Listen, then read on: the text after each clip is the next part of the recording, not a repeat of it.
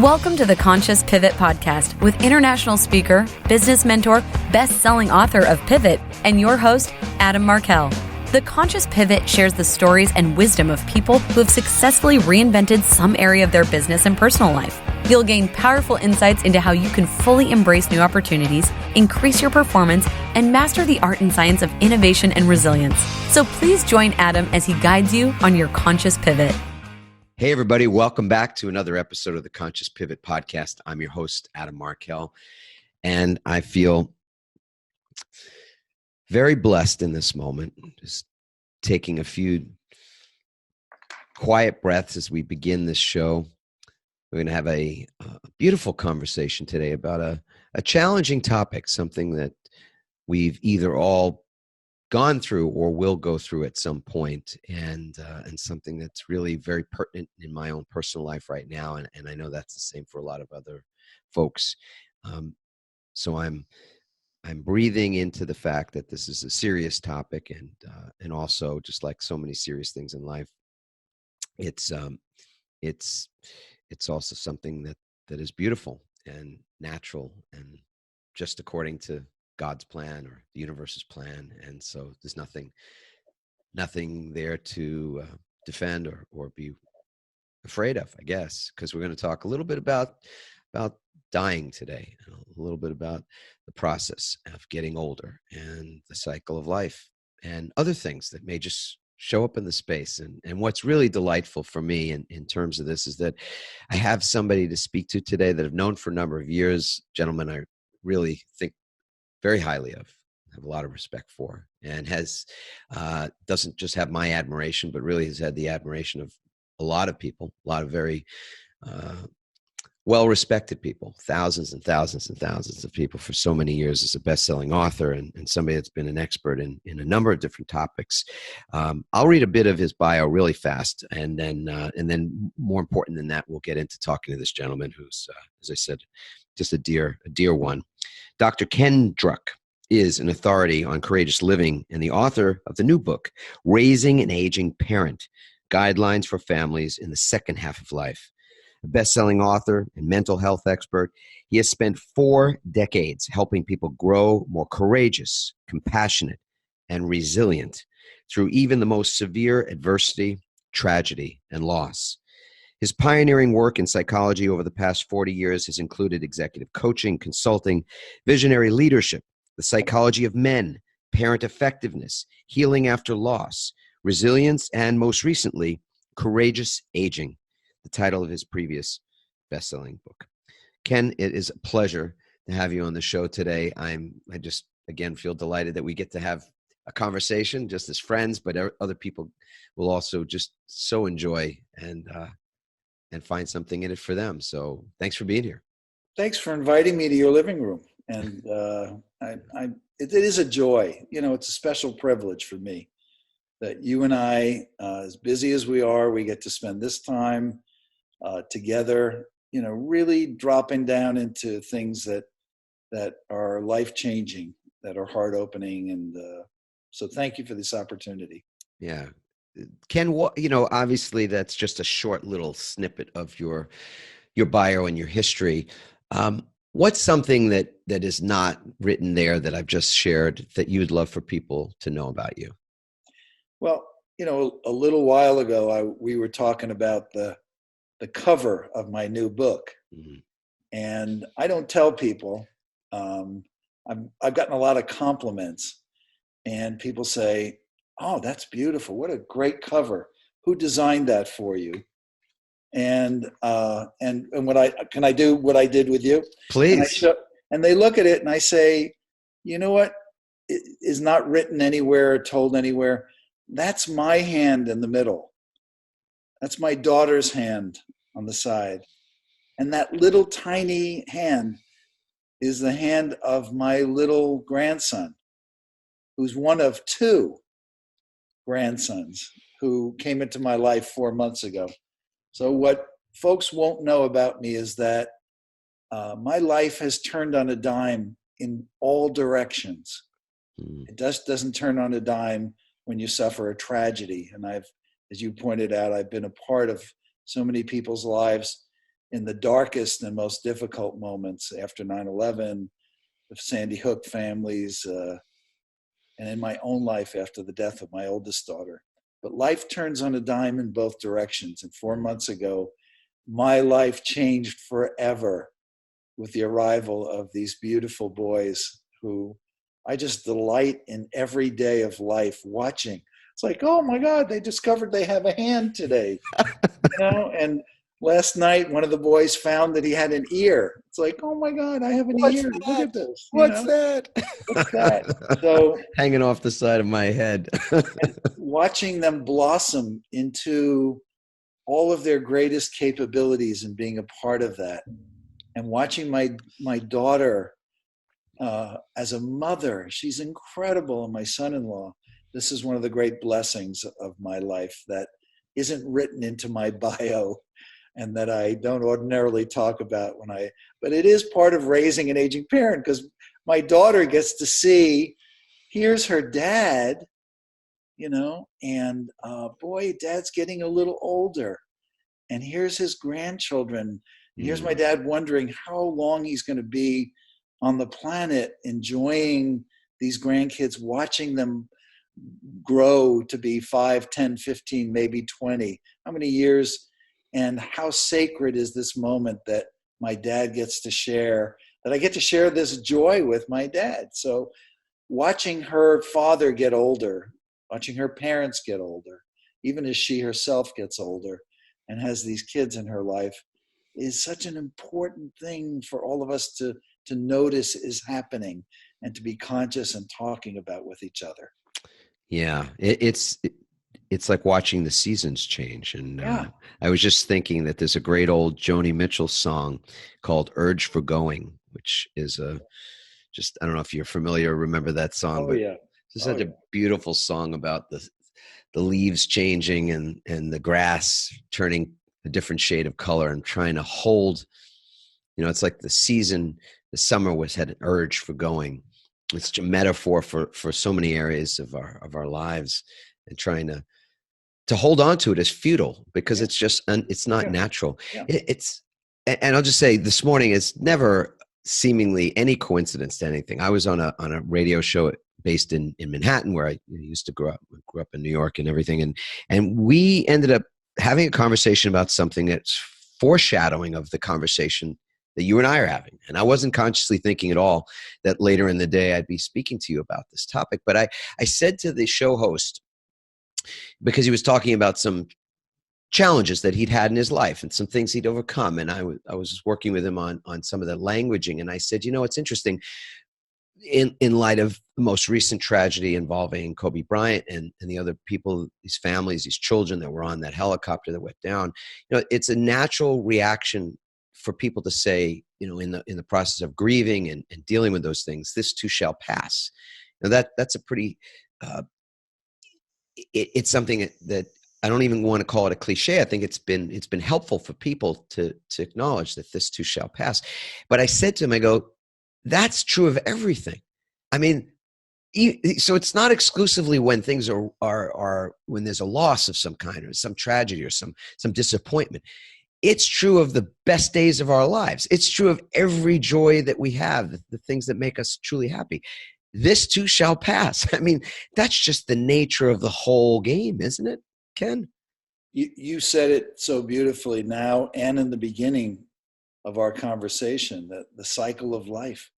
This is the way of life. My book 2 books ago, the title was The Real Rules of Life, Balancing Life's Terms with Our Own. And these are life's terms. It's a lease deal. It's not a lease to own.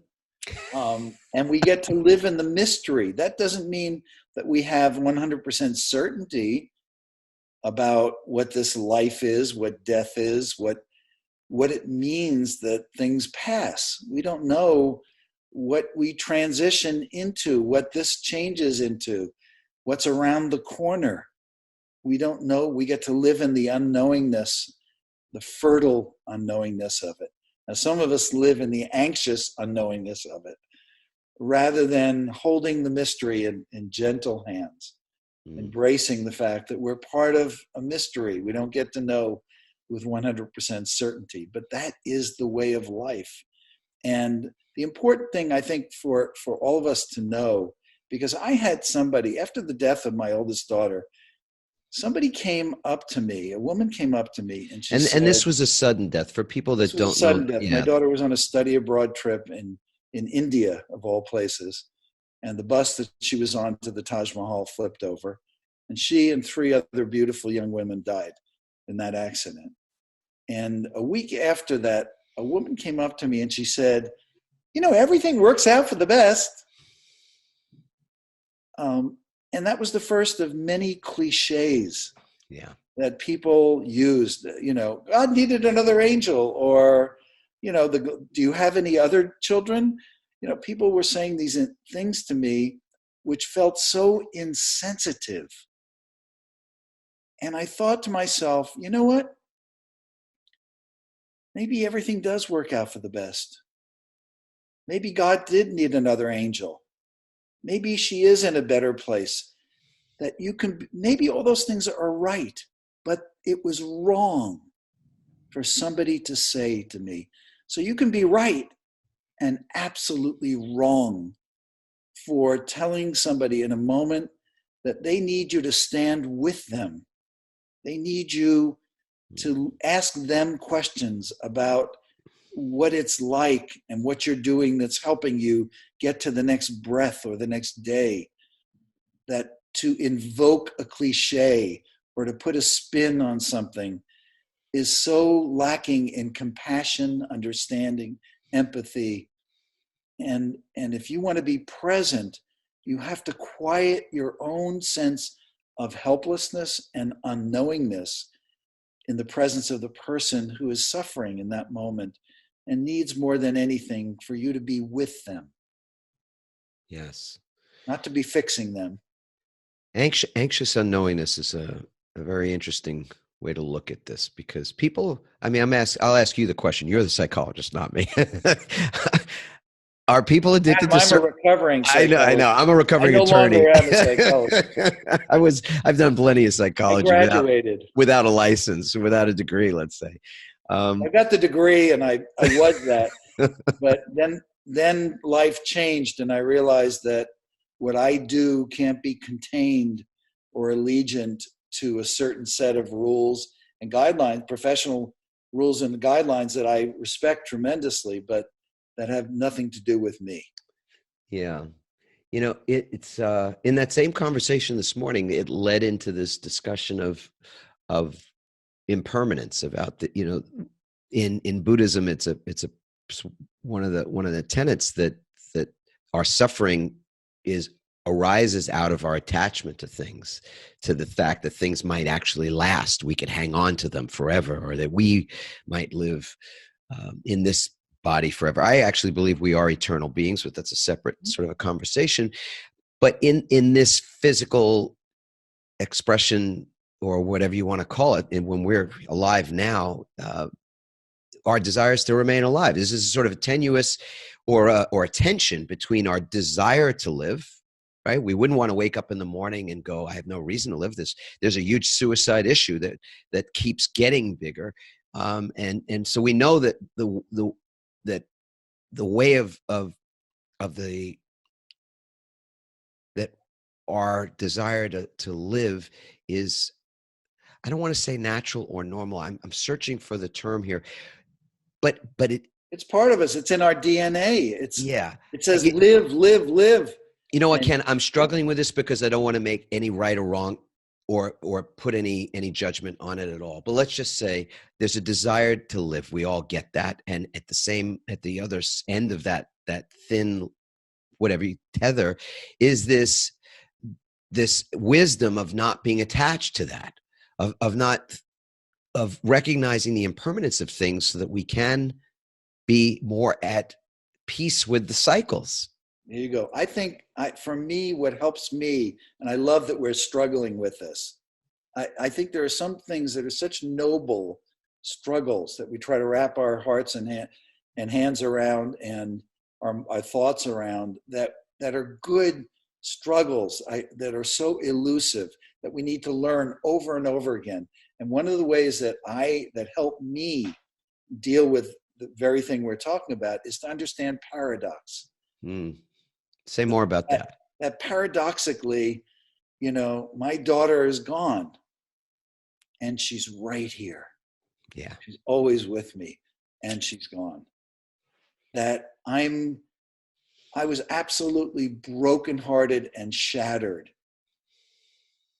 And I still am by my daughter's death, by the fact that I have to live out the rest of my life without my beautiful, beautiful sweetheart of a daughter, my soulmate in some ways. I'm shattered in a million pieces, and I'm more whole than ever. Yeah. Our culture wants us to think of things as either or. Yes. It's either this way, and I've learned to live in a both and world. I'm a bothist. So, I actually want to get people on board with a new religion that's called bothism. I love it. You ready to join? I think you and I have started it. But it's like, yeah, I both want to, every cell in me wants to live, and I aspire to live and to flourish. Even, as I pass through, I turned 70 this year. Okay. So it's like, all right, what time is it? I'm 70. When did that happen? And I think about, am I aging out? I'm in the most creative phase of my life. I'm aging in. Yes. In parts of the world like India, you're just waking up at 60. You're just waking up. I'm just waking up at 70. But the experience I have, what I know is a priority, what's precious and irreplaceable. So I want attachment and connection and meaning and purpose, and to be in this world for as long as I'm going to be here. But in that both and, I'm also the feeling of being a part of something so much larger, the enormity of this universe that we're in, and feeling connected, equanimity of feeling like I am a part of the cycle of life. I am a part of the great beyond that is part of where I will go, where I was before I got here. Right. Whatever theory you believe about how things progress, whether it's karmic, whether we evolve, whether we reincarnate, whether we die and turn to dust, it doesn't make a difference. Both are true. Do I want to be a part of what this is in essence? Yes, I aspire to be in harmony with that. But I also love and cherish the idea that I got to run around on the anthill for as many years as I did, having an identity. Yes. And feeling special at times. And having such absolute views of the world, right? Yeah. Or feeling so alone and empty, and realizing that behind the emptiness, if I allow myself to feel the emptiness or to feel sorrow, that behind the emptiness, there's a fullness that awaits us. Behind the sorrow, there's a joyfulness. And to keep faith that those things grow organically and occur in us organically. That's how we evolve. That's how we become the resilient version of ourselves. I want to talk about resilience in just a little bit, Ken. It just reminded me of something that my dad, who still with us and doing great, Mr. Kenneth Markel, he shared this wisdom when I was just a kid, and I still hear it from him. He still says it. There's a front and back to everything. You think about that. So just a simple concept, a simple explanation of what you're describing, the front and back of things. And that's beautiful. It is. I think it is. Dad. My dad taught me, my dad, we could sit here and ask every man who's listening, what did your mom or dad say to you that has stayed with you that was such a piece of sage guiding wisdom? My dad told me, he always used to say, pace yourself. Pace yourself. That came from him learning that he had to do that. He had a heart attack at age 35. Right. He had learned this eminent wisdom to pace himself. but that stays with me. It just as it stays with you, that there's a front and back to everything. Absolutely. Yeah, it's so true. Randy says this so much. My beloved Randy, she says, slow and steady wins the race. And, we went through those stages of life. We were rushing, always rushing. I was rushing in my business. I was rushing to get rich. I was rushing for everything, rushing to buy houses, and, any number of other things you could think about, just rushing through life. And it's interesting because now I'm going to remember my mother-in-law, who would say to Randy and to myself too, as we were starting our family and having kids, she'd say, don't wish the day away. You think about that, how quickly we're thinking about tomorrow. We find ourselves in our planning and our goal setting, that we're already a day ahead. We're a week, a month, a year, 5 years ahead. When this one beautiful, glorious, sacred day is right in our hands at the moment. And we're just, we're paying attention to other things. So right here. It's goodness. All right here. One of my mentors in this life, one of the blessings in my life, was having a mentor named Meyer Friedman. And if you remember way, way back in the day, there was a book called Type A Behavior in Your Heart. Mike Friedman wrote that book. It was his research as a cardiologist working with Stanford that did that. And Mike used to talk about type A behavior as hurry sickness. Hurry sickness. That's what he called it. Wow. Hurry sickness. And he used to try to encourage people, and his clients were amongst some of the great leaders, corporate leaders in this country. All the great, corporate executives, Bob Haas from Levi Strauss, who ran Levi Strauss, James Harvey, who ran Transamerica. I actually interviewed him at the top of the Transamerica building in San Francisco. These were all his clients who Mike would tell just to arrive in that moment. And I remember being with James Harvey at the top of the Transamerica building after his quadruple bypass, and him telling me, Ken, I've been up in this office for decades, but what I've realized now is, look out the window. You see that weather system coming in?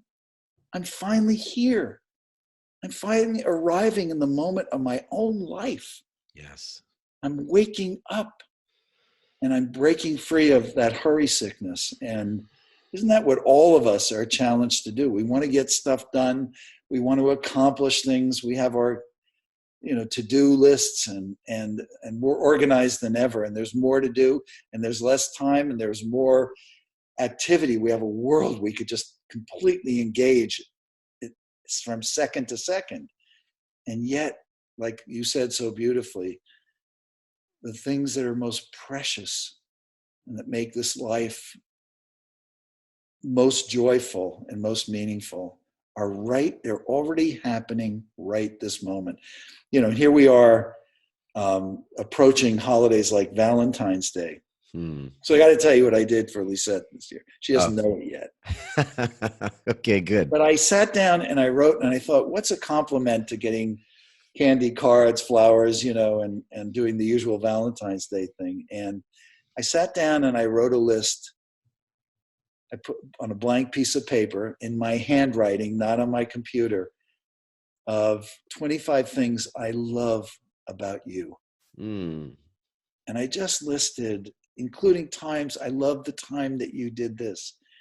I love how much you take care of your family. I love the way you love me, especially I love the way you listen, and going down the whole list.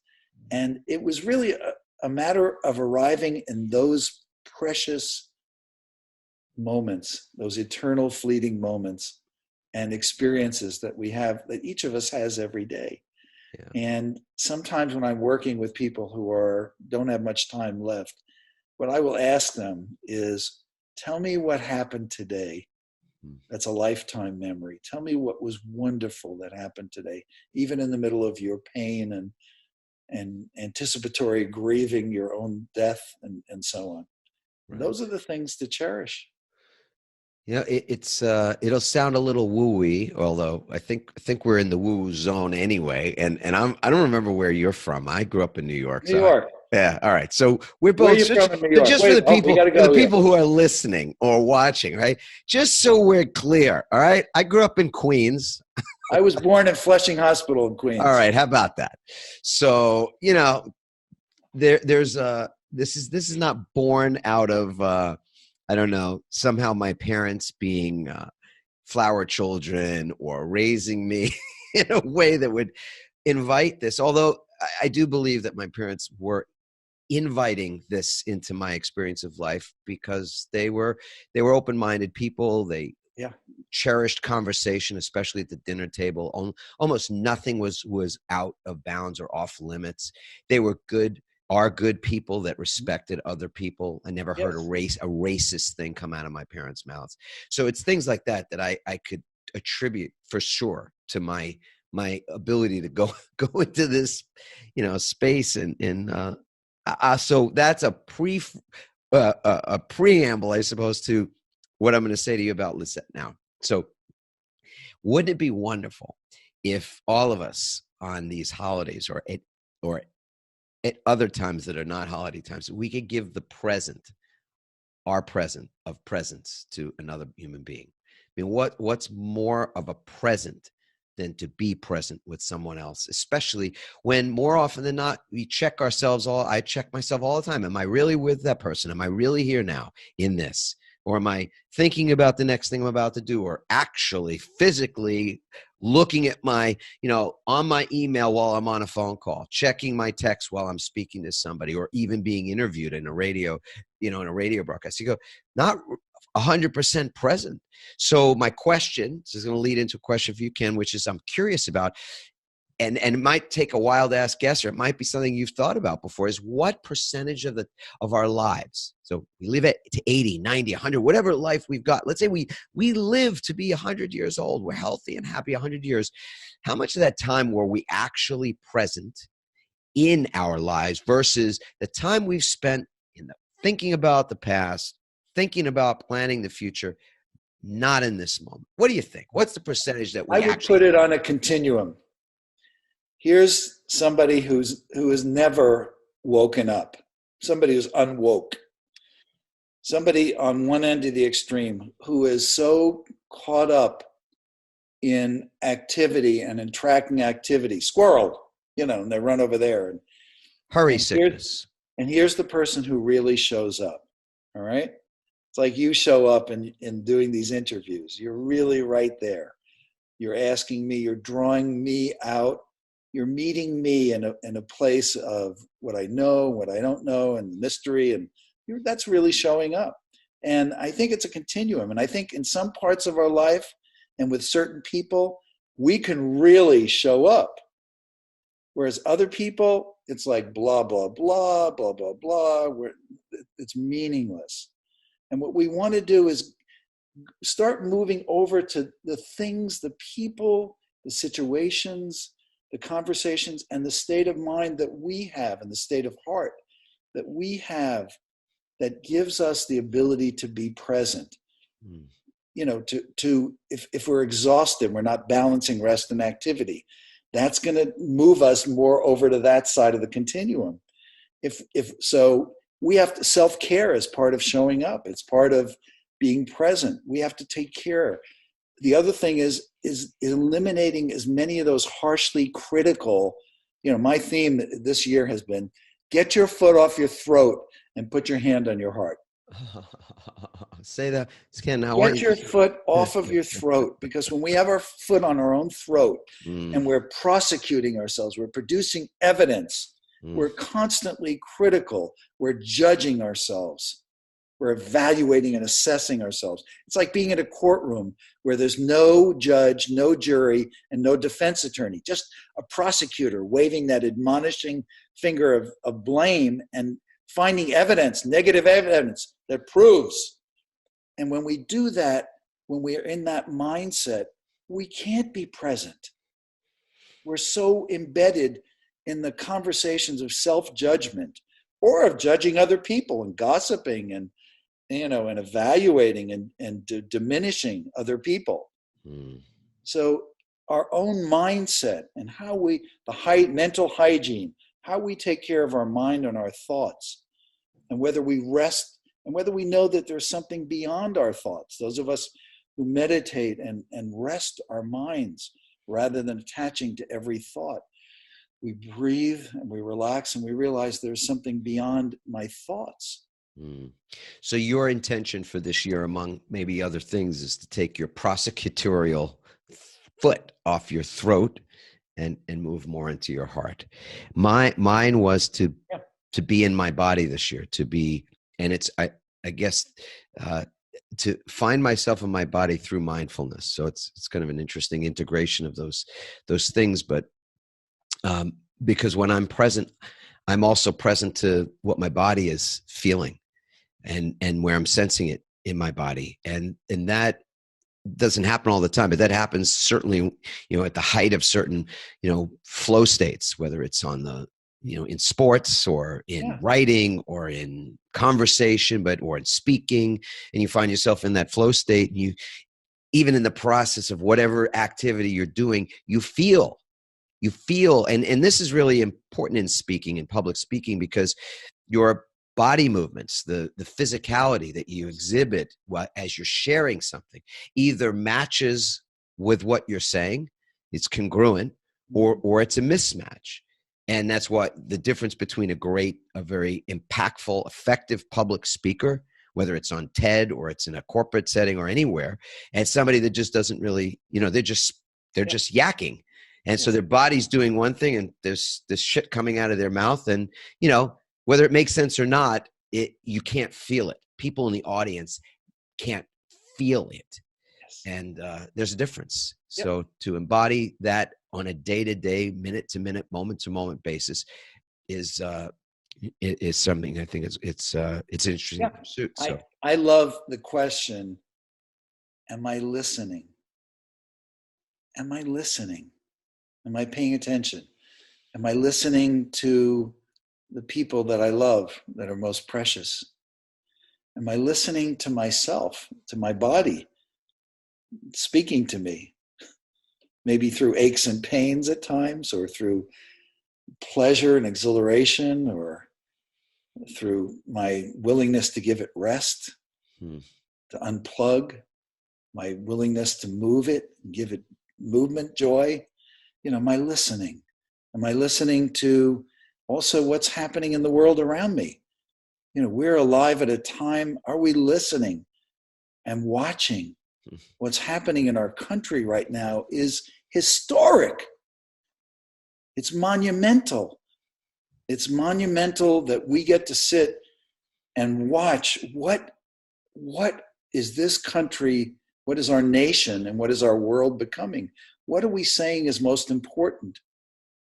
What are we hiding from? What are we denying, repressing, running from, self-medicating with busyness? Or judging, as you said earlier, right? Yeah, because imagine in historic times like this, I'll set a very high bar for myself, for all of us. Can you watch that? Can you watch what's happening? Can you listen, as you said earlier? Exactly. So without judgment. Exactly.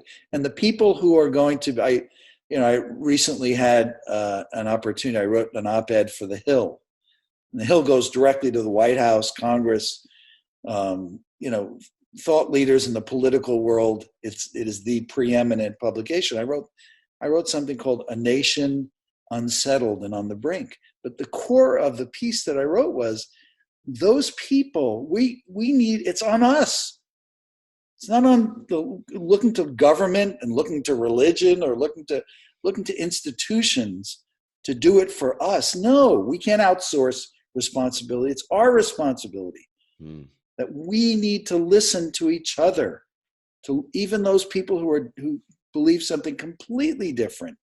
We need to listen, because underneath all that noise is usually common ground, is the realization that we both cherish the same kinds of things. We just have different ideas about how to get there.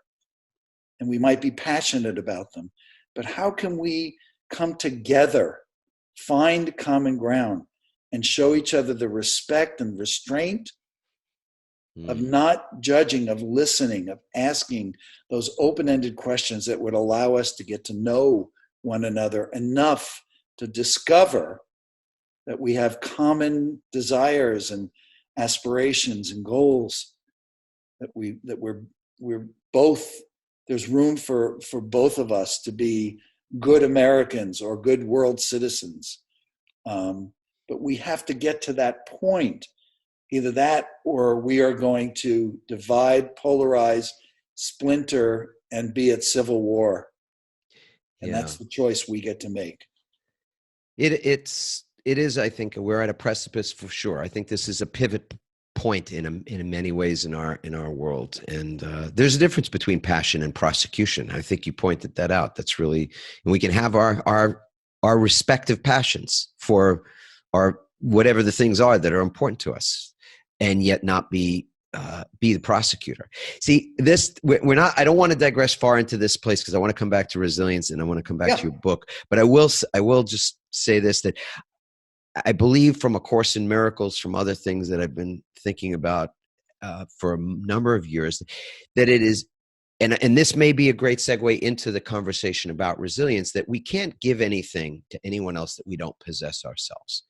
So if our intention would be to give to our country, to give love, to give anything that would be, a part of our contribution as citizens, to do what John F. Kennedy said, and to show up in that way, that we can't give what we don't possess. And so when you said earlier how we have our own foot on our neck, that we're constantly prosecuting ourselves, well, is it any wonder then, Ken? I mean, really, is it shocking in any way that we should be so ready to prosecute other people, prosecute people for not believing what we believe, or for being a part of a different party, or for supporting whoever it is that, that they support? I mean, it's like we're so ready to prosecute others because we're so used to prosecuting ourselves. Yes or no? Yes. Projection, is one of the least understood things that we do, that we psychologically project, that all the shadow stuff that we don't want to believe or think about or take ownership that we do to ourselves, our attitude towards ourselves, our way of treating ourselves, or our ways of not having learned how to hold what we believe in a way that's equitable. The social justice internally gets projected externally. And if you look and listen very carefully to the conversations that are happening in this country these days, so much of it is projection. So much of that judgment is laden with projecting. We're projecting what we don't realize is a part of us, and we're putting it on other people. So what's the antidote? It's that giving. It's really being with somebody. I had an amazing experience. I was promoting a couple of books ago. I was invited onto a radio show in Tennessee. It's the biggest show in that region of the country. And I found out that the guy whose show it was one of the founders of the Tea Party. And, I'm a self-confessed, California liberal. And I thought, oh my God, plus I was a psychologist, I'm going to be California roadkill. This guy is having me on his show to fillet me. He's going to try to rip me apart and get into a political discussion. Well, what about this? And what about, do the what about thing with me? And we got on the phone after, spending hours dreading this radio interview. We got on the phone, and the first thing he said to me is, I'm so sorry. I can't imagine what it would be like to lose one of my kids. I don't know if I'd survive. And I asked him about his kids, and we started talking about our children and the future we wanted, right, and the values we had. We never once talked about politics. Right. We talked as fathers. We found that common ground. It was one of the best interviews I did. And he and I became buddies. And I think about, and I started telling stories last year about people that I know who became friends that turned into brothers, who cannot agree one loves Trump and one hates Trump. They're so polarized politically. They believe in completely different things, but they have found each other. I call them awkward friendships or unlikely friendships. Mm. And how many of us have formed unlikely friendships? I actually tell people, go out and make an unlikely friend. Go out with somebody that you disagree and find common ground and find it within yourself to listen to them and to calm your thoughts and your judgments and see if you can't learn something, see if you can't say something to them that might broaden their perspective on certain things, and see if you can't meet closer to the middle. And in that middle ground, you will find there's something that you both want in common and a respect that you believe we can go about it this way. And I want, fight for what you believe in, go for it. But let's not be at war. Let's fight for what we believe in, but let's not go to war. We're on the same team. We're on the same planet, for God's sakes. It's so true. You find your inner peace. This is something I remember bringing to the company I was running for a number of years in the personal development space, that we started to talk about peace. And the download for me at that time was that as we create our own inner peace, it's the peace that we shall give to the world. We can't give anything we don't have, and it is the gift that you give yourself is the gift you then have to share with others. And so, inner peace will create peace everywhere else. What we're experiencing, what we're seeing in our country is just a reflection of the turmoil that's inside of us. That's what's really, if you want to say it was disturbing at all, that's what's disturbing about it. And so, to me, the antidote are the things we're talking about. How it is that you learn how to be more unconditional with yourself. Yeah. And when we look at this nation, this incredible experiment, and you think about what does a democracy and a republic like ours depend upon in the kind of government, this weird government we set up with co-equal branches of government and the justice system that we've set up. It depends on the best of us showing up. It depends on our ability to reach each other, to have dialogue and deliberation and to find out how the best in you meets up with the best in me, and we create something on higher ground. Not me bringing out the worst in you, attacking you, polarizing against you, condemning, name-calling, diminishing you, and here I am. It's so interesting because I've spent the last couple of months talking about the Raising an Aging Parent book, and a lot of people say to me, "Why did you use the word raising? Mm-hmm. What's this raising an aging parent? Aren't you diminishing them by using that word?" I said, "No, I'm talking about raising up." Yes, the way we raise our kids, not to diminish them. No. We want to raise them up. We want to empower them. We don't want to diminish them, nor do we want to do that with our parents as they get older. No. Sure, we're going to become more involved in their care. Some of us are going to become their caregivers. But that doesn't mean we take control and take over, and we don't work with them to come up with great options for the transitions and changes that they're going through.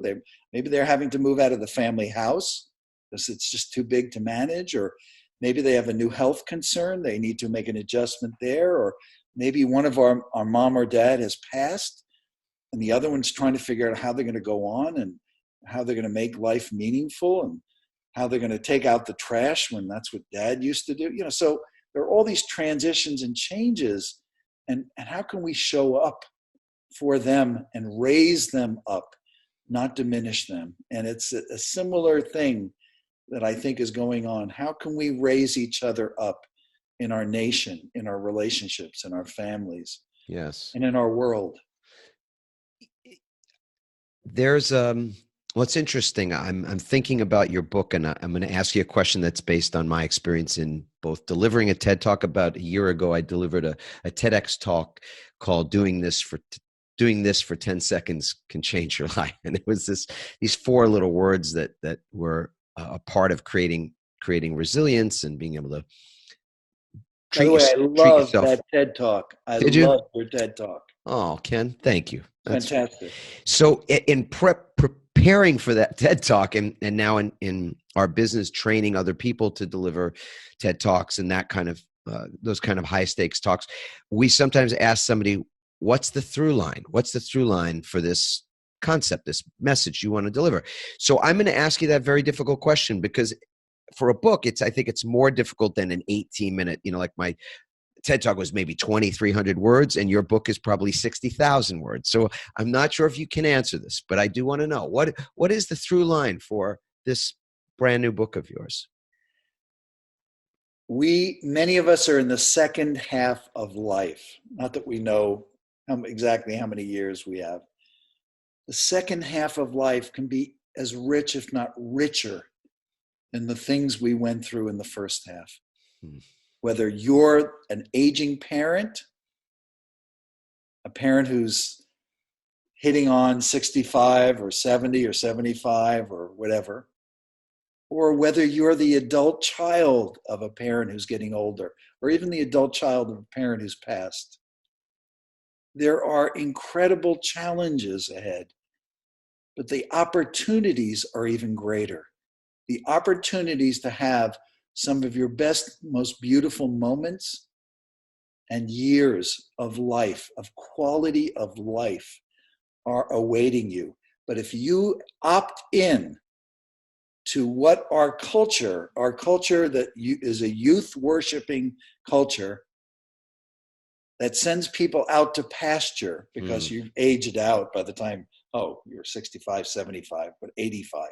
Yes. Our world is changing, and we're realizing the richness and the opportunity, the emotional freedom, the opportunity for intimacy, closeness in our families, the opportunity to be a good son and daughter by helping an aging parent put their house in order, by helping them come to terms with things like impermanence, which they're looking at their watch wondering, how can you be a part of helping them, of loving them, of supporting them? And if their health is diminished or their ability to problem solve or think analytically, how can you be a part of that and take care of yourself? Like you've said so many times today, you've got to take care of yourself in order to know how to take care of somebody else. That's resilience. Is that right, Ken? That's resilience. That's, instead of caregiver fatigue, you create caregiver balance. You know what you need to go and refill your cup, when it's time to rest, when it's time to delegate, to talk to your brother or sister, when it's time to bring in professional support and care. And if you don't have the money to do that, our communities are now have tremendous resources that can assist families where you have an aging parent who maybe has a dementia illness, who maybe has some physical incapacities, or who maybe is without their husband or wife for the first time and is lonely and needs social activity or lifelong learning. There are resources exploding in this country and around the world with the realization that our population is getting older. So my book is a roadmap to all of these conversations, all of these issues, and all of these, how to meet these challenges and how to create opportunities so that the quality of the second half of our life even exceeds the quality and the wonderfulness that we've experienced in the first half. Yeah, thank you. That's beautifully said, and I get the through line. And I'm really glad that you brought up the distinction or the pushback, let's say, that you've gotten, where people have given you feedback on the word raising, because there is. I mean, I listen to Bill Maher sometimes talk about this. The problem of ageism is one that isn't really acknowledged. I mean, there's a lot of isms that you can get in trouble for. We're living in a cancel culture. And so if you make the mistake and you're a public figure or you're a celebrity and you do something, wrong, say the wrong thing, they just cut you, off with their head, right? Very quickly, because it's that woke, whatever you want to call that. Woke arrogance. Yeah, woke arrogance. There you go. People that don't make mistakes. People that don't live in glass houses, right?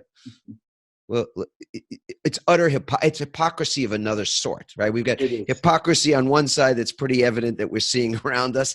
And then this is a more subtle form of hypocrisy, but it is hypocrisy nonetheless, because people make mistakes. And that doesn't mean you get thrown out with the bathwater, so to speak. But we play gotcha. Exactly. There are some people that are masterful at doing it. They make a career of it. Yeah. They look for people that they can gotcha. So, but ageism is interesting, right? Because with all that stuff that's you can, politically incorrect, you can get in trouble for, marginalizing people who are aging doesn't seem to have this, other than in the work context and the provisions that protect a person from being fired after 55 and all that kind of thing. There's just other places where marginalizing a person who's older is just okay. It's okay, and it's putting also, them out to pasture. It's like, and you know what, Adam? It's also become too okay for us to do it to ourselves. When I wrote Courageous Aging, it was with a fire in my heart. Like, let's get a life. Let's opt out of this absolute BS about what it means to be turning 60 or 55 or 40 or 35. Right. Let's opt out. Those are numbers. What they mean to you. What hypnosis do you want to give yourself about that number? In the tech space, Ken, there are people who turn 30 and feel as though they're somehow the best of themselves is behind, that their most I've got buddies years who played rock and roll. They were playing in front of 110,000 people in countries around the world when they were 21, 23, 25. And the last hit they had they were 26 or 27. And they were has-beens. And I've had the honor of working with a lot of rockers who had early success, athletes who had early success and aged out at 28. Yeah. And we're wondering what's left of my life. How am I ever going to get back to here? And they were spending their lives at age 28 grieving the loss of their younger selves. Grieving. People in a state of perpetual grief looking back at their past and not realizing the horizons, the incredible opportunity of bringing together experience and sage wisdom and connections of people in our lives, the richness that we have to live with as the years pass. So these great new seasons of life, let's embrace them. Let's live fully in them. Let's live out our time and then hold it in mystery. Let's hold it in gentle hands that we get to pass from this life. We got the ride. We got to crawl around on the anthill for a while. Mm-hmm. And now we get to pass into another mystery, because it leaves us, in the last chapter in Raising an Aging Parent is called Leaving a Legacy of Love. Mm-hmm. It's the part of us that lives on for certain by paying the good in our lives forward, by leaving this planet, leaving our children, grandchildren, and future generations with the same kind of freedoms and opportunities that we've had as a privileged culture. And maybe even giving those things to other parts of the world. That's our legacy. How are we going to live out these years, making room to pay the good forward? And that's one of the great opportunities. That's how we live on. And we live on knowing in our hearts, having a sense of peace that we gave the best of ourselves, even though we weren't going to be here. Yes. I've got two last questions. We'll make these, we'll do these quickly. Ken, how do you define resilience? That's my first question for you. Let me start by saying resilience is not about bouncing. It has nothing to do with bouncing back. Rebounding. We don't bounce. So that's the first thing I would say. Thank you. Resilience is something that grows organically in its own time, in its own way. And we have to be listening and tuning into noticing, here are the things that are helping me dig out of this dark hole. Here are the things that are helping me transform adversity into the better version of me, the better, stronger, more courageous, more hopeful, faithful version of myself, at the same time that I'm being invited into despair and hopelessness and helplessness and fear and dread. And so resilience is that it's conducting that conversation in our own hearts and minds and spirits, and allowing the strength, the part of us that knows, just like our DNA wants to live on, there's a part of us, of ourselves, of our being that aspires to find a way out of the darkness back into the light. And it's allowing that part of us to flourish. It's feeding it the nutrients that it needs. And it's noticing what fills me, what's giving me the strength to go on, and what depletes me, including people that I hang out with, the people that I bring into my circle. What people give me sustenance and strength, and what people deplete me. They're exhausting to be with, even if it's some people in my own family. And it's noticing all those things and then being attendant to the things that are going to make me strong, that are going to help me dig out of this and live in a new season of life and write new chapters of life. Yes. So Ken, what's one ritual to create resilience that you've adopted? I'll go back to getting my foot off of my throat and putting my hand on my heart. And I encourage everybody to find your own variation of that. It doesn't have to be what I said. It can be your own variation. You might say, get my head out of the sand and up towards facing the warmth of the sun. It's something that's personally meaningful for you. It might be something that Beautiful. A wrist, something you wear on your wrist that you touch, or a ring, or something, a necklace you wear that you touch. That is the reminder of everything you can do to be loving and caring for yourself and moving yourself forward. Absolutely. So I absolutely adore that and appreciate you sharing that with us. Can I say one more thing to you? Please.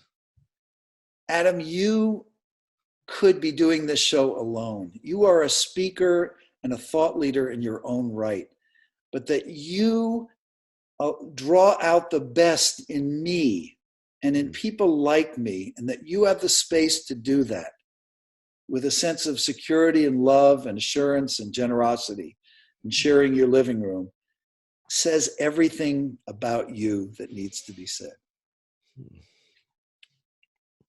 Thank you. Thank you, Ken. Thank you. I will, I'm going to sign off. It's like when you've heard everything you need to hear, and I certainly, I really appreciate hearing that from you, Ken. And I don't know that I'm the best receiver at times. I think a lot of us have that difficulty, being able to truly receive something, and the gift of a genuine compliment like the one you just paid me. So I'm going to sit with that after I say au revoir to everybody. I want to remind everyone that the show notes will include information about Ken's new book, as well as the work he's doing and websites to contact and find out more about his work in the world and how you can reach out to him as well. And I'll remind us all to take those words that Ken just shared with us really much, to take those words and put them into action, to take our foot off our throats and put our hands on our hearts. It's a very simple way to do it. I end every show by reminding us all that when we woke up this morning, there was no guarantee that would be the case. That when we went to sleep last night, we didn't know we'd wake up, and that's a blessing. And it's the same for tomorrow.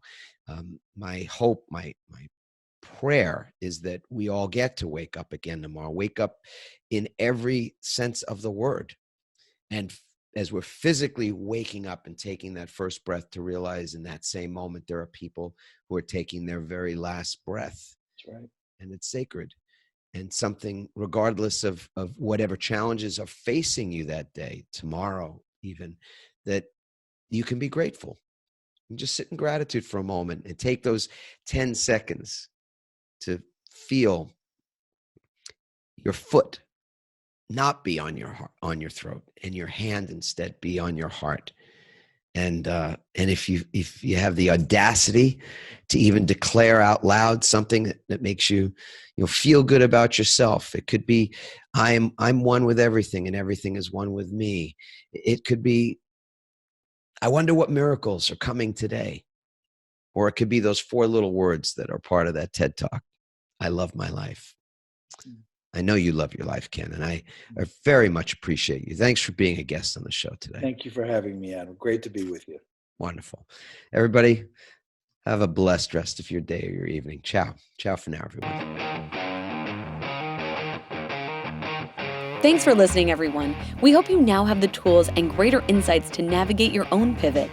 Help us inspire others by sharing this episode and leaving your comments over at adammarkel.com/podcasts. For more tips, strategies, and support as you consciously pivot into a new business and lifestyle you love, join our Pivot community on Facebook at pivotfb.com.